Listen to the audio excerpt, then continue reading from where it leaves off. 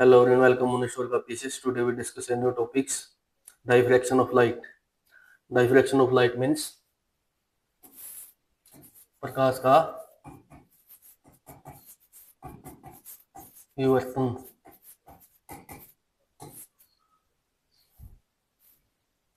प्रकाश का विवर्तन. The phenomena of diffraction was first discovered by the Grimaldi. जो diffraction की phenomena सबसे पहले जो Grimaldi के द्वारा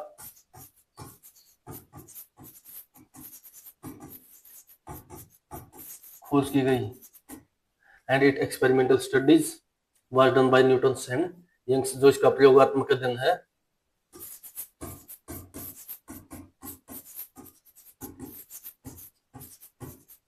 वो न्यूटन और यंग्स के द्वारा किया गया. And the theoretical explanation was first given by the Fresnel. जो इसका theoretical explanation है यानी कि सैद्धांतिक व्याख्या जो इसके द्वारा सैद्धांतिक व्याख्या जो वो फ्रेस्नेल के द्वारा दी गई. What is diffraction? यानी कि diffraction विवर्तन. प्रकाश का विवर्तन क्या होता है? The phenomenon of bending of light around the corner of the obstacle of the size of wavelength of light is called diffraction. यानी जो प्रकाश का कोई तरंग है उसके तरंग दैर्ध्य के समान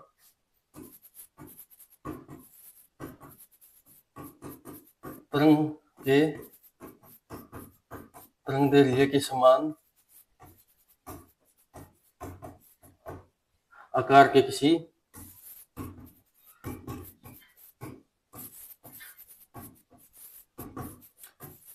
अवरोध या बाधा से टकराकर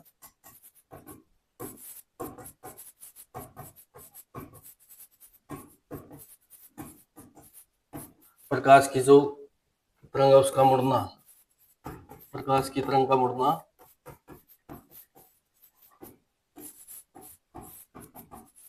प्रकाश का विवर्तन कहलाता है. The phenomena resulting from the superposition of secondary wavelengths originating from the different parts of the same wave front is defined as the diffraction of light. किसी भी प्रकार की जो तरंग है उसके विभिन्न भागों से उत्पन्न होने वाली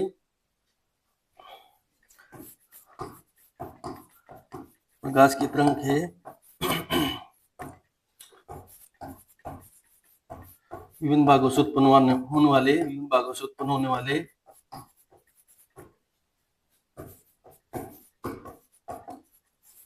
जो सेकेंडरी वेवलेट्स यानी कि जो उसकी द्वितीयक तरंगें हैं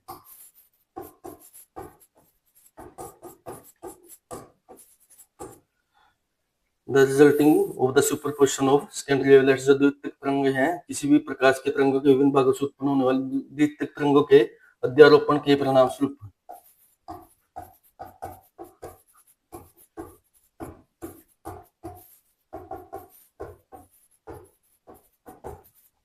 होने वाली घटना कोई प्रकाश का विवर्तन कहा जाता है. Diffraction is the characteristics of all type of wave. जो डायफ्रैक्शन है वो सभी प्रकार की वेव है जो डायफ्रैक्शन की फिनोमिना शो करती हैं. Greater the wavelength of waves higher will be the degree of diffraction. यानी जो किसी भी वेवलेंथ है किसी भी वेव की जो वेवलेंथ है जो जितनी अधिक होगी यानी कि वो डिग्री ऑफ डायफ्रैक्शन वो उतनी अधिक होगी. डिग्री ऑफ डायफ्रैक्शन यानी जो वेव की वेवलेंथ है वो डिग्री ऑफ डायफ्रैक्शन की डायरेक्टली प्रोपोर्शनल होगी. The original young slit experiment used to the diffraction light from a single source passed into the two more slits to be used as coherent sources. जो Young double slit experiment है वो diffraction की प्रक्रिया को show करने के लिए किया गया है. उसमें क्या कि जो सिंगल सोर्स ऑफ लाइट है उसको क्या तो सोर्स ऑफ लाइट में सेपरेट किया गया है जिसके माध्यम से ये डायफ्रैक्शन की फिनोमिना शो करता है.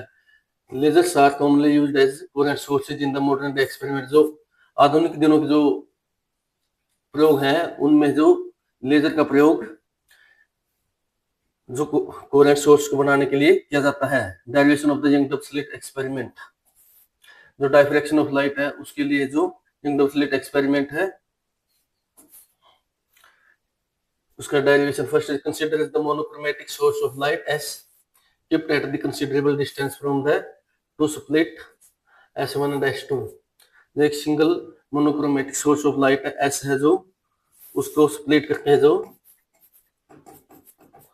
जो है कोहेरेंट सोर्सेज ऑफ लाइट बनाए गए हैं वो है S1 and S2। S is equal distance from the S1 and S2। जो S है वो S1 और S2 से क्या है इक्वल डिस्टेंस पर है। S1 and S2 behave as the two coherent sources both are the derived from S1। जो S1 और S2 है जो कोहेरेंट सोर्सेज ऑफ लाइट है क्योंकि उन दोनों को जो monochromatic source of light S को स्प्लिट करके बनाया गया है। The light passes through these slits and falls on the screen which is at the distance d from the position of slit S1 and S2।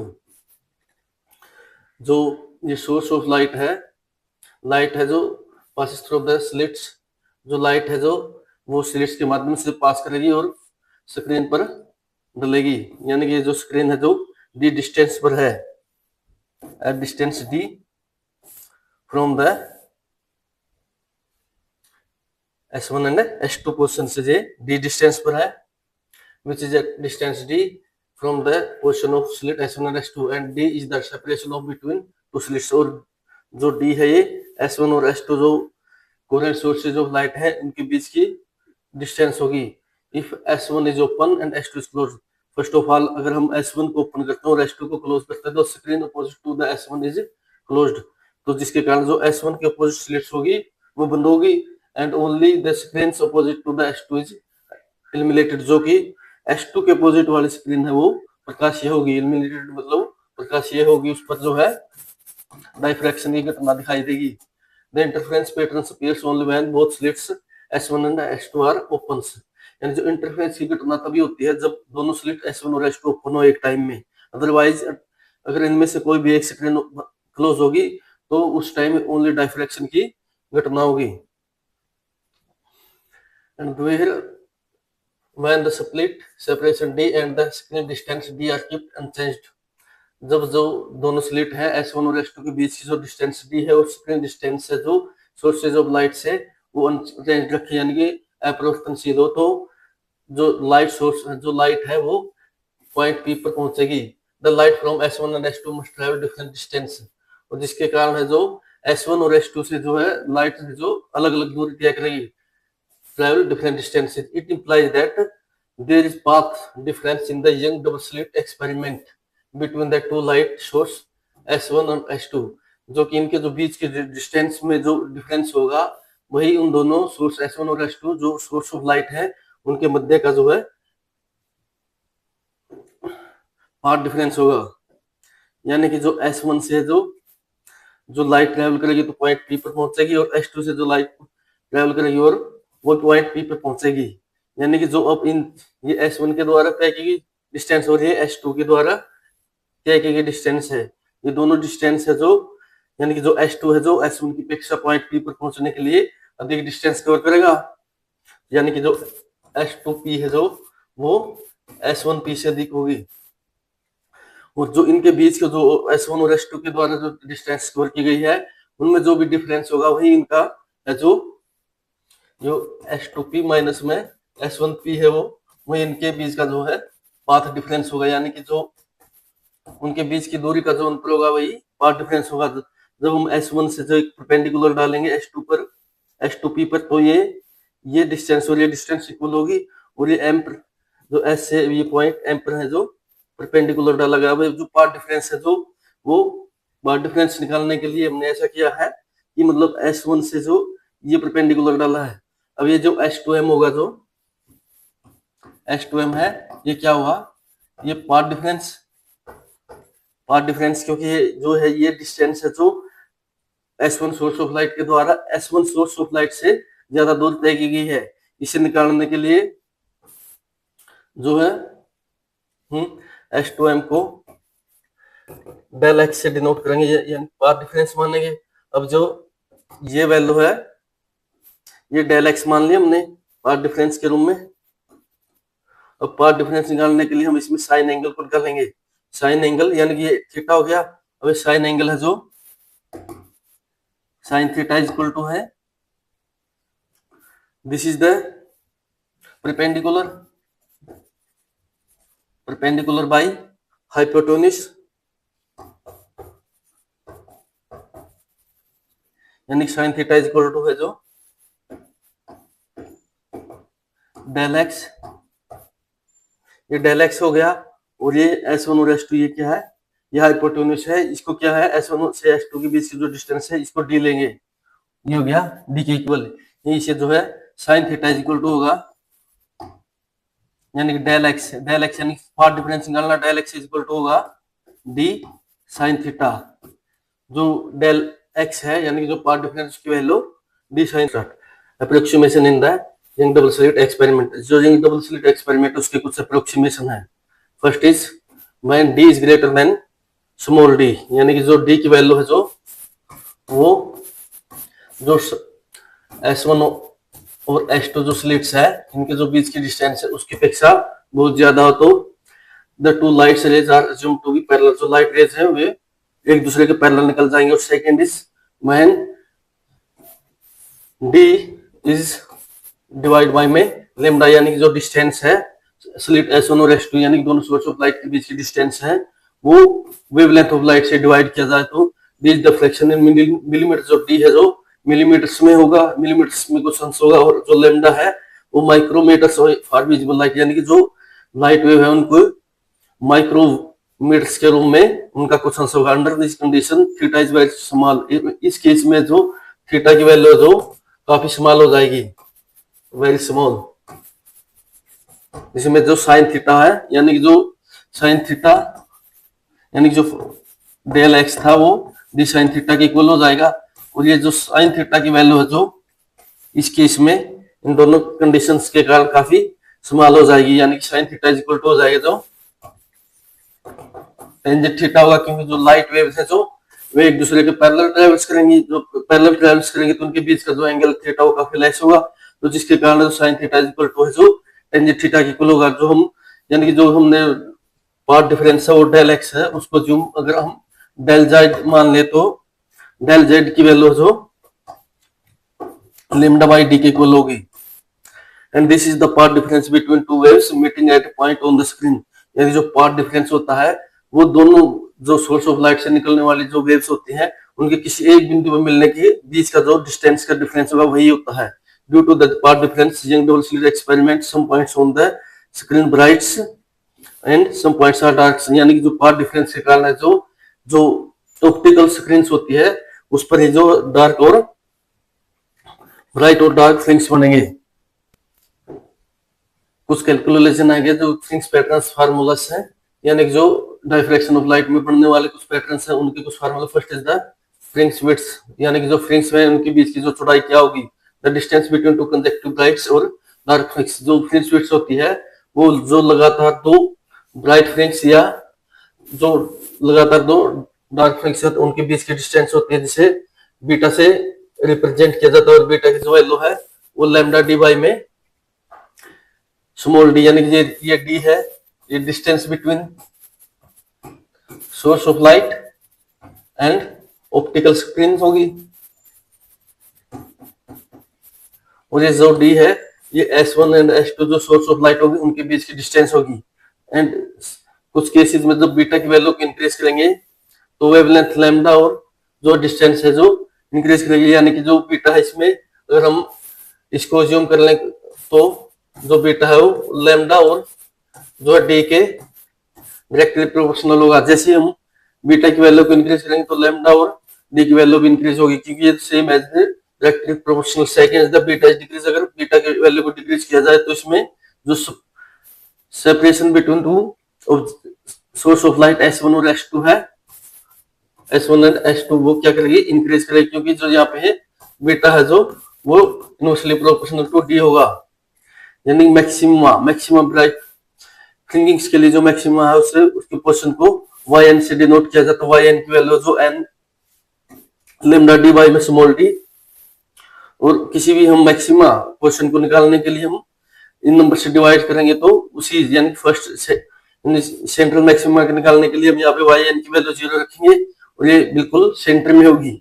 Same as हम next की निकालने के लिए प्लस और -1 करेंगे, सेम एज नेक्स्ट नंबर्स का use करके हम जो हम मैक्सिमम पोर्शन को निकाल सकते हैं y2 y1 y3 y जो नंबर्स की पोर्शन के अकॉर्डिंग।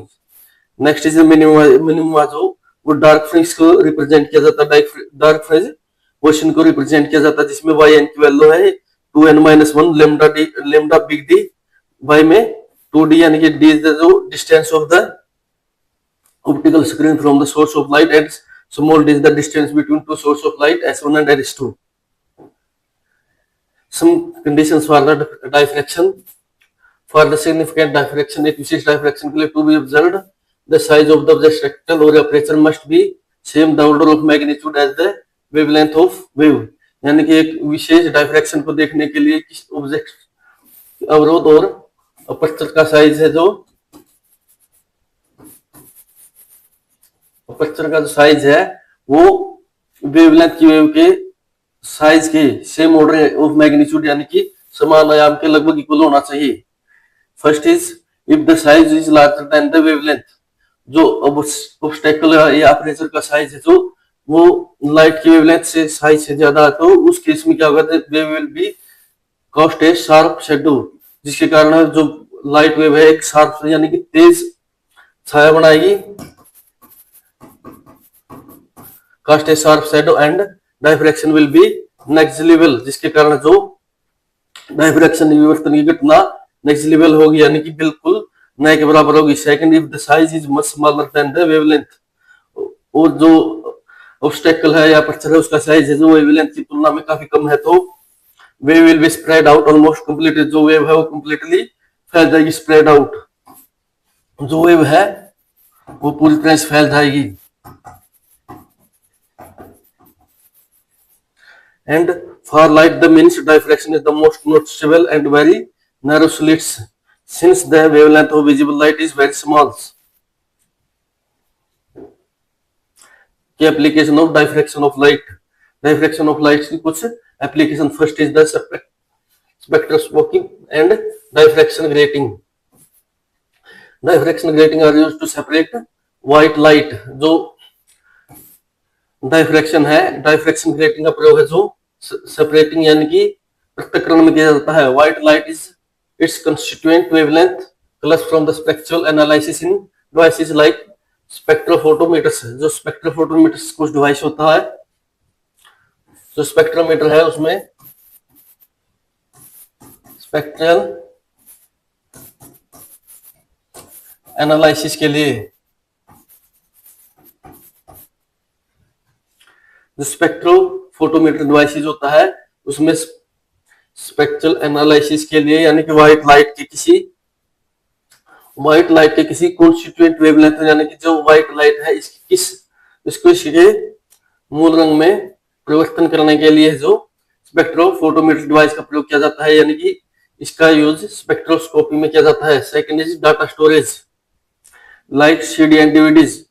डाटा स्टोरेज में यानी कि डाटा को संग्रहण करने में the tiny and closely spelled grooves on the CD and DVDs act as the diffraction grating to store and read data via laser, often resulting rainbow color reflections। यानी कि जो डाटा स्टोरेज में यानी कि जो CD और DVD होते हैं उसमें छोटे छोटे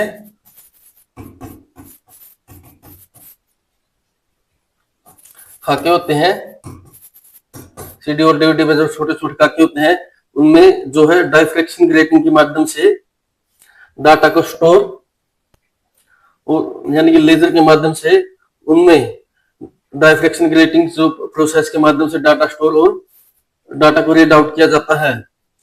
this is often resulting in the rainbow colour reflection. जो कि CD और ये DVD है उस पर क्या किया कि रेनबो कलर की रिफ्लेक्शन, यानी कि जो है इंद्रधनुष प्रकार के रंगों का एक परावर्तन हमें उन पर दिखाई देता है। यानी कि जो डाटा स्टोरेज और CD और DVD होती है इनमें क्या होता है, जो छोटे छोटे खाके होते हैं में स्मॉल डिस्टेंस पर होते हैं और जो डायफ्रैक्शन ग्रेटिंग के माध्यम से उनमें डाटा का स्टोरेज किया जाता है और उनको डाटा स्टोर और लेजर के माध्यम से उनका डाटा स्टोर और रीड आउट किया जा सकता है, जिसके कारण ही, जिसके परिणाम स्वरूप ये जो रेनबो कलर रिफ्लेक्शन है जो सीडी और डीवीडी पर दिखाई देते हैं। नेक्स्ट इज होलोग्राफी, यानी होलोग्राफी में diffraction enables the creation and reconstruction of holograms. जो डायफ्रैक्शन के माध्यम से जो होलोग्राम्स का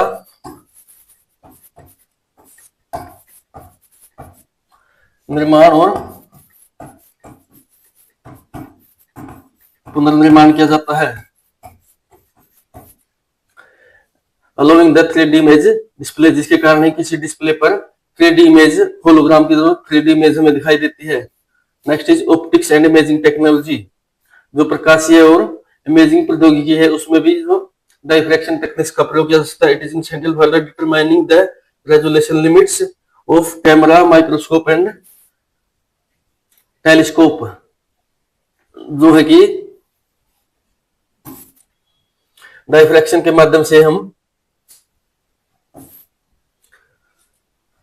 कैमरा,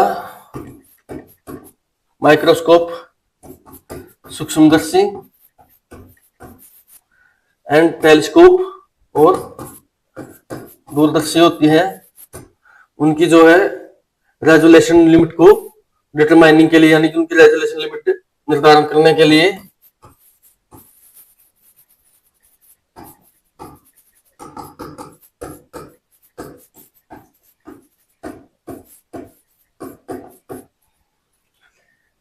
प्रौद्योगिकी में इसका प्रयोग किया जा सकता है। Define as the acuity tells the distance between two close points, यानी कि दो नजदीक के बिंदुओं में सटीक सटीकता से उनके बीच की जो डिस्टेंस है उसे परिभाषित करने के लिए, बीच की दूरी को परिभाषित करने के लिए